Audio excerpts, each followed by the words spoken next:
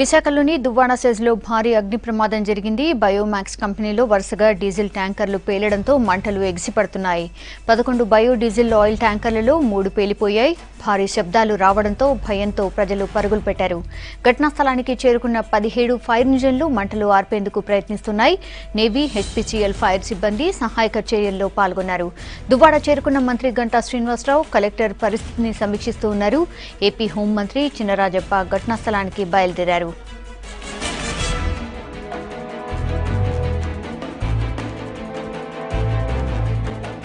ఎస్సీజెడ్లో ఉన్న బయోడీజిల్ ప్లాంట్లో ఈరోజు రాత్రి 7 గంటలు 7:30 ప్రాంతంలో బ్లాస్ట్ జరగటం సమాచారం తెలిసిన వెంటనే నాతో పాటు స్థానిక ఎమ్మెల్యే అలాగే మిగతా స్థానిక నాయకులందరూ కలిసి స్పాట్కి చేరుకున్నాం.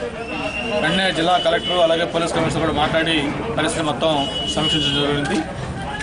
మామూలుగా ఈ ఎస్సీజెడ్లో ఉన్న ఈ బయోడీజిల్లో మొత్తం 18 ట్యాంక్స్ ఉన్నాయి. 12 రా మెటీరియల్ అలాగే 6 ఫినిష్డ్ మెటీరియల్తో ఉన్న ట్యాంక్స్ ఉన్నాయి. దాదాపు ఒక 6 ట్యాంక్స్కి ఇప్పటికే ఫైర్ అంటుకొని బ్లాస్ట్ అయింది. బ్లాస్ట్ కూడా చాలా పెద్ద మంటలతోటి అది ఫైనల్గా పేలినప్పుడు దాదాపు 100-200 అడుగుల పైకి ఇవి లేస్తూ ఉన్నాయి. మొత్తం వెంటనే జిల్లా కలెక్టర్ అందరితో మాట్లాడి గౌరవ ముఖ్యమంత్రి గారు కూడా పరిస్థితి మొత్తం అప్లై చేయడం జరిగింది. ముఖ్యమంత్రి గారు కూడా వెంటనే న్యాయ హోము జరిగింది. అయితే ఇప్పుడు సిచ్యువేషన్ ఏంటంటే ఎన్ని మిషన్లు ఉన్నా ఏమున్నా కూడా దగ్గరికి రీచ్ అయ్యే పరిస్థితి లేదు. కాబట్టి ఇప్పుడు స్ట్రాటజీ ఏం చేసామంటే ఇప్పుడు ఏ అయితే అంటుకున్నాయో ఆ ట్యాంక్స్ కాకుండా చుట్టూ అది స్ప్రెడ్ కాకుండా మొత్తం వాల్స్ అవి బ్రేక్ చేసి అక్కడికి ఈ మిషన్లు పంపించి మొత్తం వెట్టింగ్ చేస్తూ ఉన్నాం. దానివల్ల ఏంటంటే ఆ పక్క ట్యాంక్స్ అడ్డుకోకుండా ఉంటాయి అనేది ఒక ఆలోచన.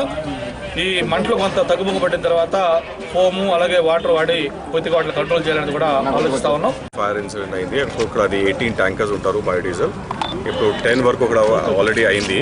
ఇప్పుడు చాలా అక్కడ అది చాలా కష్టం అవుతుంది. అక్కడ వాటర్ కూడా సఫిషియెంట్ కాదు. ఇప్పుడు ఫోమ్ ఇక్కడ అది ట్రై చేస్తాము. అది గురించి అక్కడ అది ఫోమ్ ఫైర్ ఇంజిన్ రమ్మని చెప్పేసాను. అక్కడ హెచ్పీసీఎల్, నేవీ, తర్వాత స్టీల్ ప్లాంట్ ఇప్పుడు అక్కడ విపిటీ కూడా అది 4 ప్లేసెస్కి అక్కడ అది అందరు ఫైర్ ఇంజిన్స్ మొబిలైజ్ చేస్తాము. ఇక్కడ ఫోమ్ ఇప్పుడు అందరు దారిలో ఉంటారు. ఇక్కడ కూడా ఫ్రంట్ సైడ్లో కూడా ఫైర్ ఇంజిన్ ట్రై చేస్తారు. వెనకాల కూడా ఉంచి ఫైర్ ఇంజిన్ కూడా ట్రై చేస్తారు.